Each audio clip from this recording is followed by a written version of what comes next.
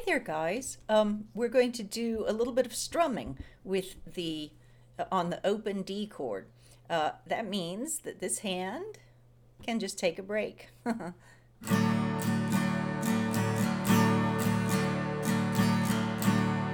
Because we're tuned to an open chord, so that you get a nice sound of a major chord without having to press anything down here. Okay?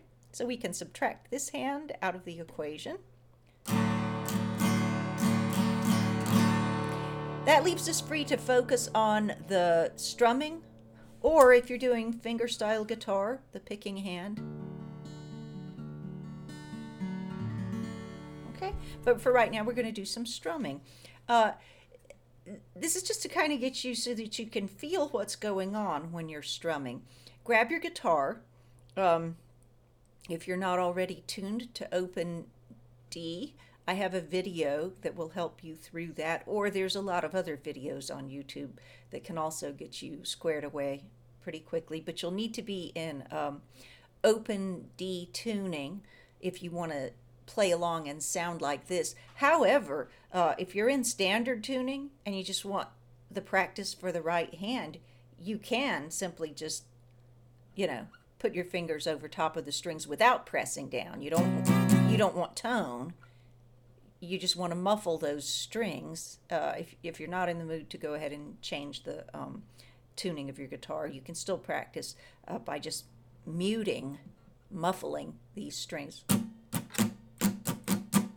like that. It'll sound better if you go ahead and tune to an open D. But that's up to you, okay? So here's what we're doing.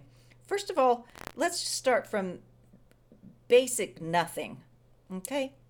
This is just assuming I'm going to just act like you've never strummed the guitar before, even if you have. I'm using a pick, and when you hold the pick, this is kind of the standard way people do, although there's variations of this. Let me turn around here just a little bit so you can see this better. The thumb goes across, and if you're using like what they call a teardrop shaped pick, the tip points down.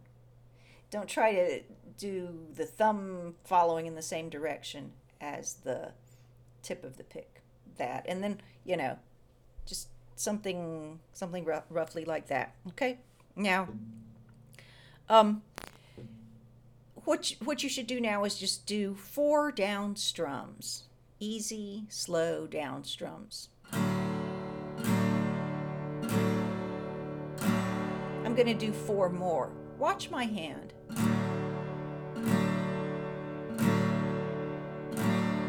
And do it yourself.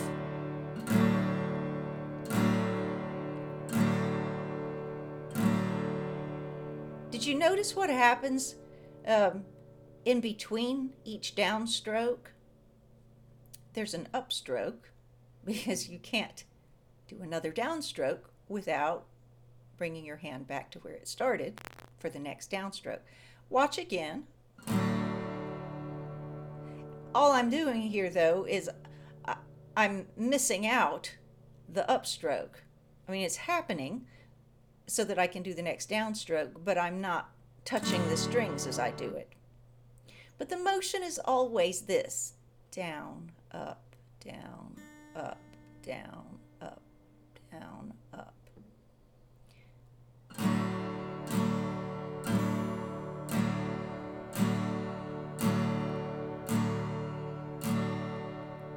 Let's say you want something that's not quite so sparse.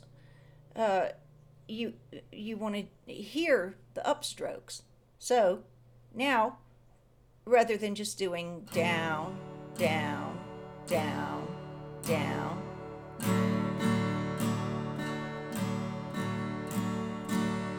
on the way back up to do your next downstroke, hit the upstroke as well. So now you're doing, instead of like 1, 2, 3, 4, you're doing 1 and 2 and 3 and 4. And let me make a quick little side note here too. It's fairly typical to hit all the strings that belong to a chord on the way down, not so much on the way back up, or you're going to wind up with a very, very heavy sound. Listen to the difference in this.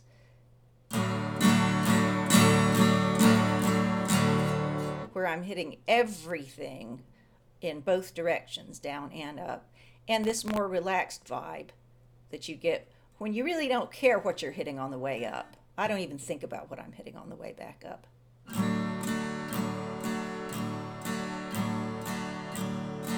Feels a lot more relaxed and casual, so unless you're after an aggressive kind of sound like that, just don't even concern yourself about how many strings you hit on the way back up. You'll probably hit more than one. If you hit 2, 3, 4, it'll sound fine.